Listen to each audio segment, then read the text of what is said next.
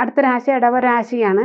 കാർത്തിക മുക്കാല് രോഹിണി മകീരത്തിൻ്റെ പകുതി ഭാഗം വരെയുള്ള ഇടവരാശിക്കാരുടെ ഫലമാണ്.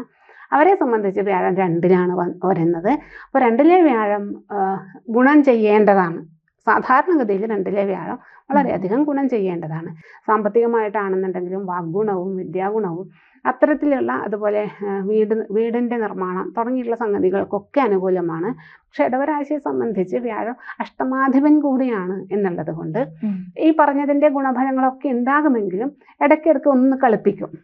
അപ്പോൾ വീട് പണിയേണ്ടവർക്ക്, വീട് പണിയാൻ ആഗ്രഹിക്കുന്നവർക്ക് വീട് പണിയാം. പക്ഷെ അതിൻ്റെ പേപ്പർ വർക്കുകളൊക്കെ ചെയ്യാൻ നേരത്തേക്ക് കുറച്ച് തടസ്സങ്ങൾ സൃഷ്ടിക്കും. അത് അഷ്ടമാധിപനാണ് എന്നുള്ളത് കൊണ്ട്.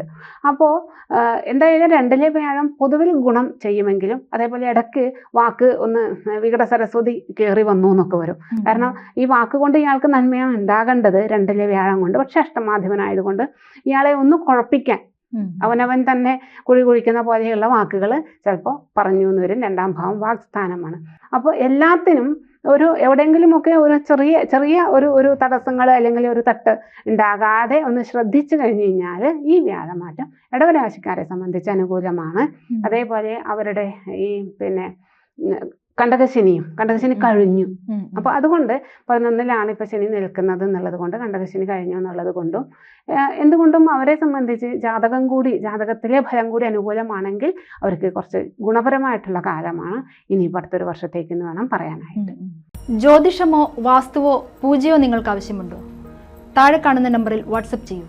നിങ്ങൾ ചെയ്യേണ്ടത് ഇത്രമാത്രം: താഴെ കാണുന്ന നമ്പർ നിങ്ങളുടെ മൊബൈലിൽ സേവ് ചെയ്യൂ. അതിനുശേഷം ഞങ്ങളുടെ നമ്പറിലേക്ക് വാട്സപ്പിലേക്ക് ഹായ് അയക്കൂ. ജ്യോതിഷ സംബന്ധമായ എല്ലാ ആവശ്യങ്ങൾക്കും ABC മലയാളം നിങ്ങളോടൊപ്പമുണ്ട്. സമ്പൂർണ്ണ ജാതകം, സാധാരണ ജാതകമല്ല, സമ്പൂർണ്ണ ജാതകം.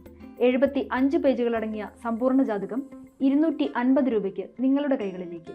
അതിനായി നിങ്ങൾ ചെയ്യേണ്ടത് ഇത്രമാത്രം: താഴെ കാണുന്ന നമ്പറിൽ ബന്ധപ്പെടുക.